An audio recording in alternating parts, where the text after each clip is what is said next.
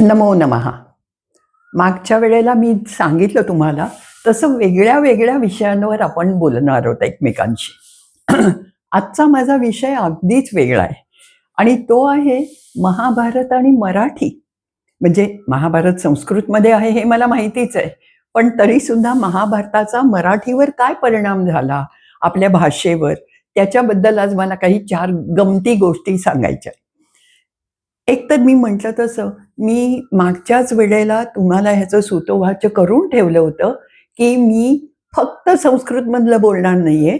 मराठी किंवा इतर वाङ्मय यातल्या सुद्धा गमती आपण ऐकणार आहोत. मग सूतोवाच केलं होतं असं मी म्हटलं त्याचा अर्थ काय? तर सूतोवाच करणे म्हणजे सुरुवात करणे तुम्हाला माहिती आहे आणि आपण नेहमी सूतोवाच करतो याचा अर्थ कुठल्यातरी गोष्टीचा आरंभ करतो असा होतो हेही आपल्याला माहिती आहे. मग हा शब्द आणि महाभारत आणि मराठी याचा संबंध काय आहे? तर संबंध असा आहे, की ज्या वेळेला महाभारत म्हणजे व्यासांनी लिहिलेलं महाभारताची जी संहिता आहे, तिचं जे पहिलं वाक्य आहे, ते असं आहे, सूत उवाच. उवाच म्हणजे म्हणाला. तुम्हाला माहिती आहे, उवाच हा शब्द गीतेमध्ये सुद्धा कृष्ण उवाच, अर्जुन उवाच असं सारखे येत असतात. आणि महाभारत शेवटची जी त्याचं संस्करण आहे, ते उग्र श्रवस लोमहर्षणी असं भारदस्त नाव असलेल्या सूत यांनी केलेलं आहे. आणि सूत म्हणजे काय? तर राजाच्या दरबारात असलेला भाट, तो इतिहासकारही असतो आणि म्हणून सूत हा महत्वाचा. मग आता सूत उवाच म्हणजे आरंभ झाला महाभारताचा आणि म्हणून आपण मराठीत सर्रास सूतोवाच केलं असं म्हणत असतो. त्याचा आपल्याला मूळ किंवा स्रोत सुद्धा माहिती नसतो. आता मी स्रोत शब्द सांगितला म्हणून मुद्दाम सांगते. 90% ठिकाणी मी स्त्रोत असा शब्द वाचलाय. म्हणजे स्त लिहायचा आणि त्याला र, तसं नाहीये. तो स्रोत असा शब्द आहे. तर आपण शब्दातल्या ह्याही काही गोष्टी समजून घेऊया दरवेळेला असं मला वाटतं. आता पुढे जर महाभारतातलं गेलं तर तुम्हालाही खूप गोष्टी माहीत आहेत ज्या महाभारतात घडलेल्या आपण मराठी भाषेमध्ये वापरतो आणि आपल्याला असं वाटतं की छे छे महाभारत काय 2-1 हजार वर्षापूर्वी घडलं. त्याचा काय माझ्यावर परिणाम नाहीये. पण तुमच्यावर, तुमच्या भाषेवर, तुमच्या संस्कृतीवर त्याचे संस्कार होत राहतातच आणि ते आपल्या नकळत होत राहतात. उदाहरणार्थ, एखादी गोष्ट तुम्हाला शहानिशा करायची आहे, की हे काय, हा का खरं बोलतो का तो खरं बोलतो? तर तुम्ही काय म्हणाल नेहमी? हा सूर्य, हा जयद्रथ. बरोबर आहे? अशा वेळेला सूर्य आणि जयद्रथ ही तुम्हाला माहिती आहे गोष्ट काय आहे? अभिमन्यूच्या वधाच्या वेळेला झालेली. तेव्हा सूर्यग्रहण होतं. ते सुदर्शन चक्रानीच म्हणजे सुदर्शन चक्र कृष्णाने बाजूला केलं असं कथा सांगते. पण आपल्याला त्यातलं सायंटिफिक ट्रूथ पण माहिती आहे. आणि म्हणून एखादी गोष्ट समोरासमोर आणून त्याचं सत्यासत्यता पडताळायची, तर आपण हा शब्द सर्रास वापरतो. द्रौपदीची थाळी. ती अगदी अन्नपूर्णा आहे. तिच्याकडे द्रौपदीची थाळी आहे. म्हणजे तुम्ही केव्हाही गेलात, तरी पिठलं भात करून तरी ती तुम्हाला खायला घालेल अशी आपली कल्पना असते. मग ही सुद्धा कल्पना महाभारतातली आहे, पण थोडी वेगळी पण गंमत सांगते. खऱ्या महाभारतामध्ये द्रौपदीची थाळी नावाची कथाच नाहीये. युधिष्ठिर जो सर्वांच्यातला मोठा आहे, त्याला असं वाटतं, की माझ्याबरोबर म्हणजे वनवासात पांडव एकटे नव्हते बरं का.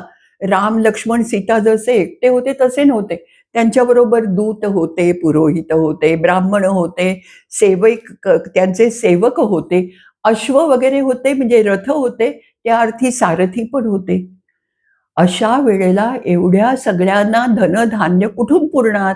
म्हणून युधिष्ठिराने प्रार्थना केली, तेव्हा सूर्यानी त्याला अक्षय पात्र नावाचं एक भांडं दिलं. आणि म्हणून अक्षय पात्राचं आपण सोयीस्करपणे कारण मराठी संस्कृतीत किंवा बहुसंख्य संस्कृतीमध्ये आपल्या भारतीय स्त्रीनी स्वयंपाक करायचा असतो. म्हणून द्रौपदीची थाळी असं तिला नाव देऊन टाकलं आपण. इनफॅक्ट पुण्यामध्ये एक द्रौपदीची थाळी नावाचं रेस्टॉरंट सुद्धा आहे हे मला माहिती आहे. पण कशा या महाभारतापासून गोष्टी आपल्यापर्यंत आल्या ते बघा. मुलं लहान असताना मी त्यांना नेहमी सांगायचे, की "अरे, जेवताना काळजी घ्या. असं बका-बका खाऊ नका." मग एकदा मला मुलाने विचारलं, की "आई, आमच्या खाण्याचा बका-बका असा कुठे आवाज येतो? फार तर तोंडात मिटक्या मारतो असं तू म्हणत जा." तेव्हा माझ्या लक्षात आलं आणि मग मी त्यांना ही गोष्ट सांगितली, की "काय आहे अरे, महाभारतामध्ये एकचक्रधरा नावाच्या नगरीत पांडव राहत असताना तिथे बकासूर, आपण त्याला बकासूर नावाचा राक्षस असं म्हणतो, पण खरं असं आहे बक नावाचा असुर. ठीक आहे. तेव्हा बकासूर होता. आपल्याला कथा सगळी माहिती आहे. तो गाडाभर अन्न खायचा आणि मग शेवटी त्याला माणूसही द्यावा लागायचा वगैरे, वगैरे कथा आपल्याला माहिती आहेत. म्हणून अधाशीपणाने खाणे याला तुम्ही मराठीत काय म्हणता? बका-बका खाणे. कधीतरी आपण म्हणतो ना, की त्यांनी चिवड्याचा बकाणा भरला. माझ्या मते तोही शब्द असा महाभारतातूनच आला असला पाहिजे. इनफॅक्ट महाभारत हा शब्दसुद्धा आपण किती वेळा वापरतो. एवढं महाभारत घडलं, पण त्याला त्याचं काही नाही. याचा अर्थ एवढा मोठा संघर्ष किंवा एवढी मोठी कथा तिथे घडली, काहीतरी गोष्ट घडली, पण याला पत्ताच नाही. म्हणजे महाभारत हा शब्दसुद्धा आपण असाच वापरतो असं लक्षात येतं. मग आता तुम्हाला सुद्धा मी तुम्हाला दरवेळेला गृहपाठ देणारच आहे.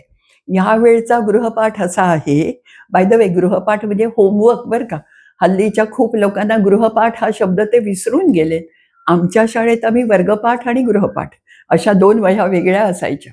तेव्हा गृहपाठ असा, की तुम्ही विचार करा आणि महाभारतातल्या कुठल्या गोष्टीचा एखादा शब्द, कल्पना, दरवेळेला गोष्टच्या गोष्ट आपण वापरतो असं नाही. तर कोणती कल्पना तुम्हाला वाटतं, की तुम्ही मराठी भाषेत ऐकली आहेत, वाचली आहेत, पाहिली आहेत, ती जरूर लक्षात घ्या आणि मुख्य म्हणजे आमच्या सगळ्यांशी सुद्धा शेअर करा.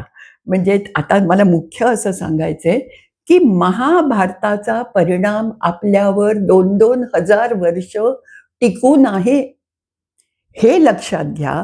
आणि भाषा हे संस्कृतीचंच एक दुसरं म्हणजे आरशात बघितल्यासारखं आहे ते. भाषा आणि संस्कृती एकच असतात असं मी म्हणेन. तुमच्या भाषेतून तुमची संस्कृती कळते आणि म्हणून तुम्ही आज मला महाभारतातले वापरणारे मराठी भाषेत वापरणारे शब्द, कल्पना, वाक्प्रचार काहीही जरूर कळवा. ठीक आहे? पुनर्दर्शनाय.